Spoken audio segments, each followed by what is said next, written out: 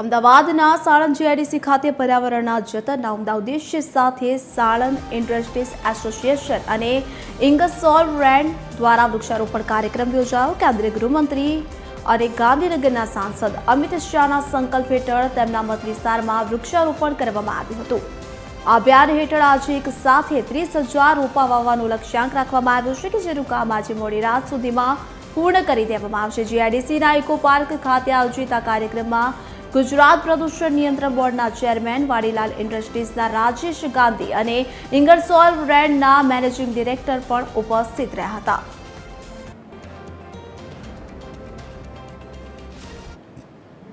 આજરોજ અહીંયા 30,000 જેટલા વૃક્ષોનું વાવેતર કરવામાં આવી રહ્યું છે અને મને ખૂબ આનંદ છે કે એક સાથે 30,000 જેટલા વૃક્ષો એક જ દિવસે આજે પ્લાન્ટેશન થઈ રહ્યું છે।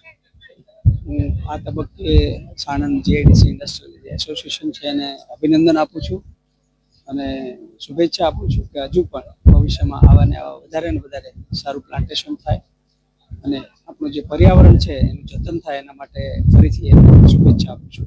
અને ગ્રીન કરવા માટે માનનીય અમિતભાઈ શાહ સાહેબે જે આહવાન કર્યું છે તે અંતર્ગત અમારી ઇન્ડસ્ટ્રીઝની પણ એક જવાબદારી છે।